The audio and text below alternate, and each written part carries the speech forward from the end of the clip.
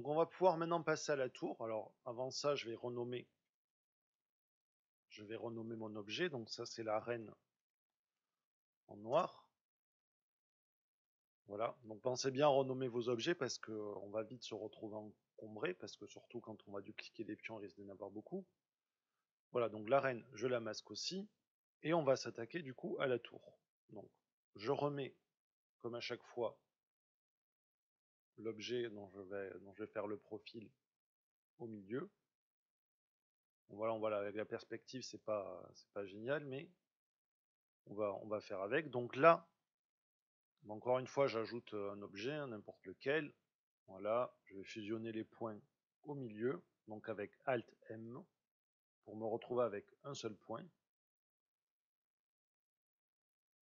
Je repasse en vue de face, et je fais une extrusion que je contrains sur l'axe X, et c'est reparti pour le profil.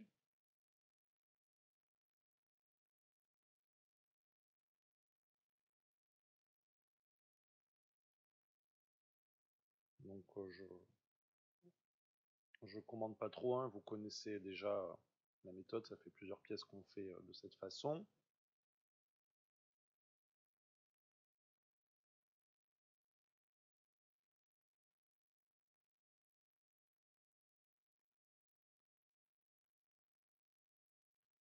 Alors à la tour, on va juste s'arrêter. On va pas faire comment dire, les branches qui dépassent. Donc on va s'arrêter un peu avant. Ça, je vais le mettre à 0. On fera les branches un peu plus tard. Là, je vais juste recaler un peu mes points pour que ça ressemble à quelque chose.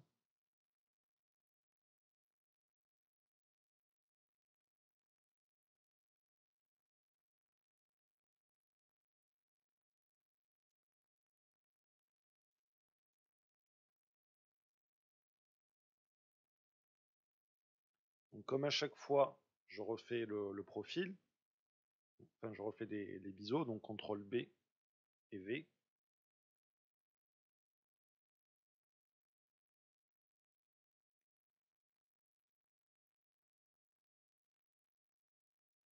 Il y a des endroits où on peut en faire plusieurs en même temps. Donc je vais enlever l'outil de déplacement pour ne pas l'avoir au milieu. Voilà, donc ceux-là, c'est des petits, donc je fais que deux points au lieu de 3 pour les autres. Pas celui-là, on va en faire un peu plus. Là, ici aussi, donc CTRL B, V, on va en rajouter un peu plus, comme ça.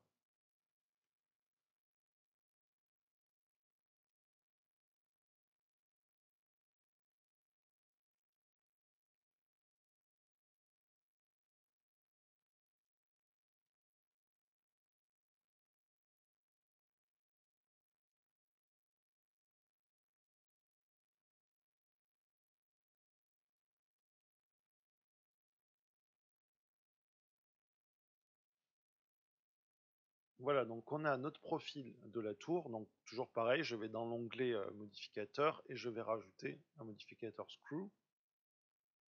Voilà, donc là il n'y a pas l'air d'avoir, je sais pas pourquoi, de problème d'ombrage comme les autres. Si je fais calculator order, s'il y en avait un petit peu. On le voit là, ici, que j'avais pas bien vu. Donc on recalcule l'ordre. Donc là en haut, on voit qu'il y a un petit souci, c'est parce que l'arête n'est pas alignée. Donc je passe en mode de sélection arête, soit par l'icône, soit avec la touche 2. Et je fais S, Z et 0, donc pour aligner tout sur l'axe des Z. Voilà, donc là mon profil est pas mal, et donc ce que je vais faire, c'est que je vais faire Apply. Voilà, donc je me retrouve avec le profil, et maintenant on va sortir les espèces de, je sais pas comment on appelle ça, de corniches en haut. Donc ce que je vais faire, c'est que je vais supprimer le point du milieu, donc on le sélectionne, on appuie sur Supr ou sur la touche X et on fait Delete Vertex. Ah, visiblement, il y a plusieurs points au milieu, ça veut dire que mon point n'était pas bien centré tout à l'heure, donc je vais tout sélectionner en mettant en mode transparence, on va appuyer sur B. Donc quand on passe en mode transparence, ça permet de sélectionner les points qui sont derrière. Donc là, on va sélectionner tous les points du centre. On faisant attention à ne pas sélectionner d'autres points sur la surface de l'objet. Et je supprime. Voilà. Et je me retrouve avec un trou. Pas de problème. Donc je vais passer en mode arrêt. Je sélectionne le tour avec Alt et clic.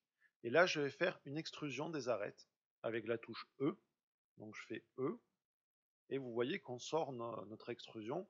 Alors pour ne pas la déplacer, j'appuie de suite sur clic droit. Donc notre extrusion est faite, mais elle n'a pas bougé. Et de suite, je vais faire une mise à l'échelle avec la touche S. Voilà. Je recommence l'opération une fois de plus. Donc je refais une extrusion. J'appuie sur le clic droit pour ne pas la bouger. Et avec S, je réduis. En fait, ce qu'on a fait là, c'est qu'on a créé une zone à partir de laquelle on va pouvoir faire les différents... ah, c'est un nom particulier, mais je l'ai plus, je l'ai sur le bout de la langue. C'est pas grave. Donc, on va faire Alt M pour fusionner les points. Alt M. On les fusionne au centre. Et là, on va passer en mode de sélection de face. Donc, soit en appuyant sur le bouton face en haut, soit en appuyant sur la touche 3. Et là, ce que je vais faire, c'est que je vais sélectionner 3 faces, en laisser une de rab. Enfin, en laisser une entre chaque. Ou pas d'ailleurs, parce que là, je compte, il y en a 1, 2, 3, 4, 5, 6. Donc, on va faire inverse, on va sélectionner 2 et en laisser une. Et j'ai pas un compte rond, donc j'aurais dû diviser autrement. Bon, c'est pas grave. Pour l'exercice, on va se contenter de 4 corniches. Alors, donc, une fois que j'ai fait ma sélection, je vais appuyer sur la touche E et on va sortir les corniches qui manquent. Voilà, donc là, on a notre tour. Donc, ce qu'on peut faire maintenant pour... parce que on n'a pas de... Là, les arêtes sont hyper droites. Donc, si je me mets en auto smooth, on va le faire sur tout l'objet. Voilà, auto smooth. Donc on voit qu'on a des trucs bien droits qui accrochent pas hyper bien la lumière. Donc ce que je vais faire, c'est que on va rajouter un biseau. Donc le long du mur. Donc on sélectionne toutes les arêtes sur lesquelles on va faire notre biseau.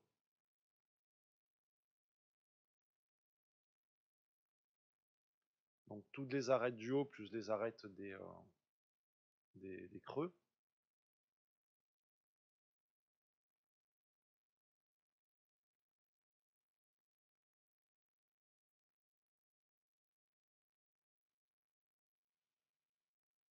Et une fois que tout est sélectionné, voilà, j'en ai oublié d'ailleurs.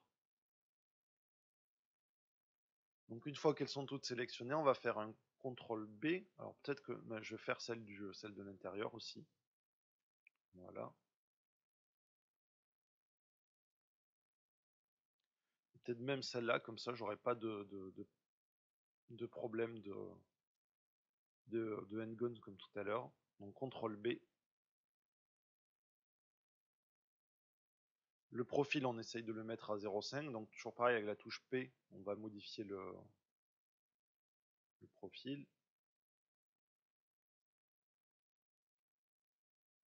Voilà, et là on a notre tour avec des biseaux qui accrochent bien la lumière. Alors il y a des petits problèmes d'ombrage, on peut essayer de le régler avec le smooth en augmentant un petit peu. Et voilà pour la tour.